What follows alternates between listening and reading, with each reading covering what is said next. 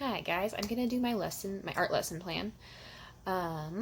We decided to do one that's called Create Your Own Northern Lights, and it'd be in an oil pastel unit. And the grade level we're gearing it towards is first through fifth grade.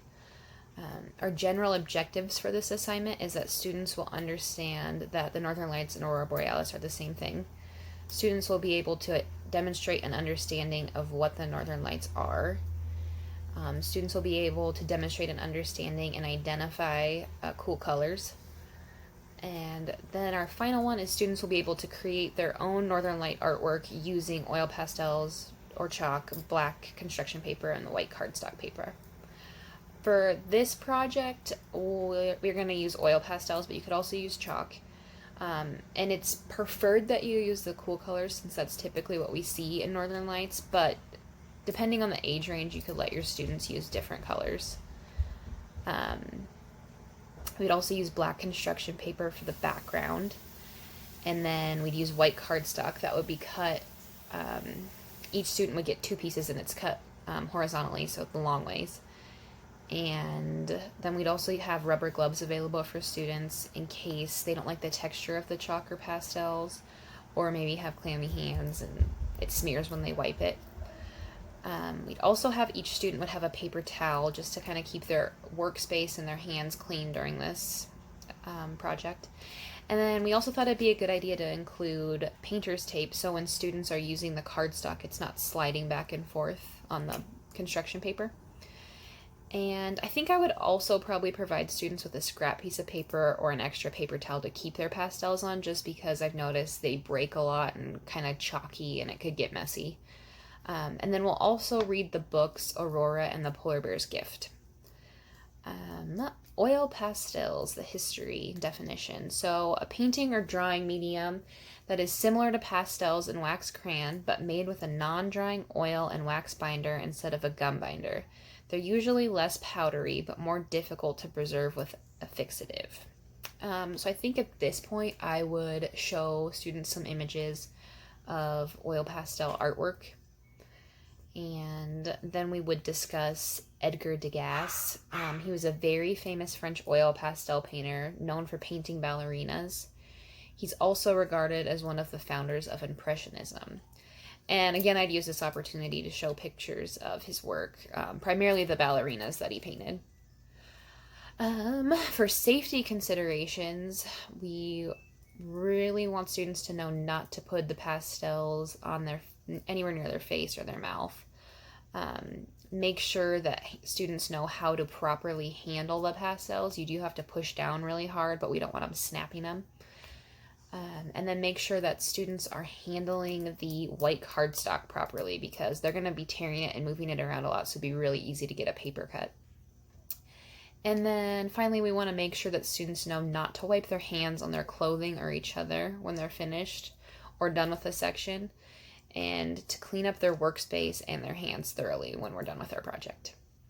For integrating this lesson with other subjects, one of the things I found interesting was with mythology, you could include this lesson. Aurora means sunset in Greek, and borealis is wind. So it's kind of interesting seeing how their lives were impacted by that and how they were associated in those cultures. Another good area we could include this lesson is in science, and we could integrate it into science unit that teaches students what causes the Northern Lights. And then in a history lesson, you could use it in geography and discuss where we typically see the Northern Lights and why only in these specific areas.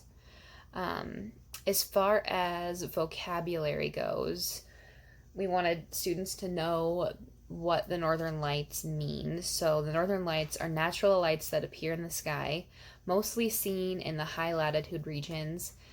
These lights appear when tiny particles stream out of the sun and hit the Earth's atmosphere. These particles give some of their energy to atoms and molecules of gases in the upper atmosphere.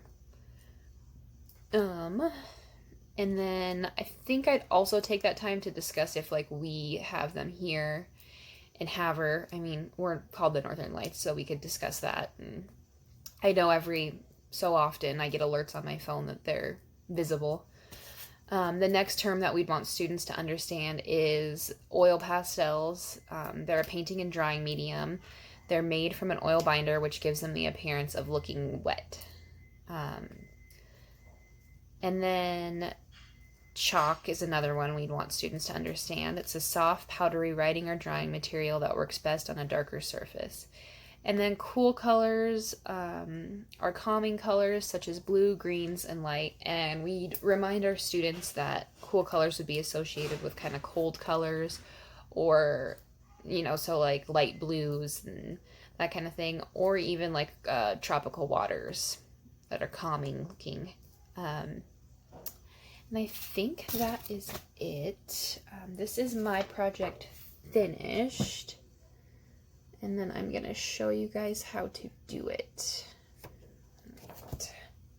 First thing you're going to want to get for this project is a black piece of construction paper and a white piece of cardstock. And then I also have a scrap piece of paper. So we're going to tear the cardstock into a mountain range. And you can kind of let your students do whatever they want as far as how they want it to look, more rocky or flatter. So we'll take that, and then we're going to take our cool pastels. You want to push down really hard and make sure you're doing this on the scrap paper so you don't get it everywhere. And like I said, you want to make sure your students are pushing down really hard.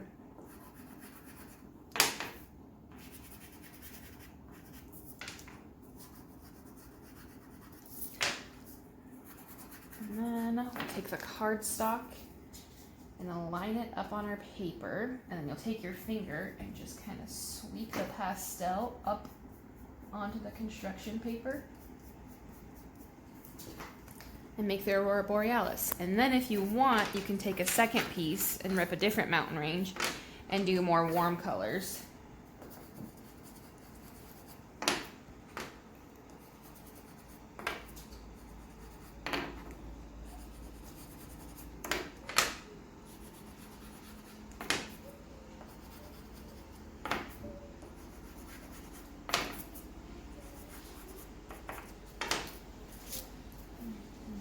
Same thing, you want to line it up, sweep it up.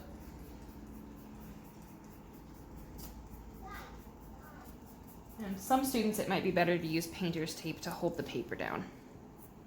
And then we'll just go through it.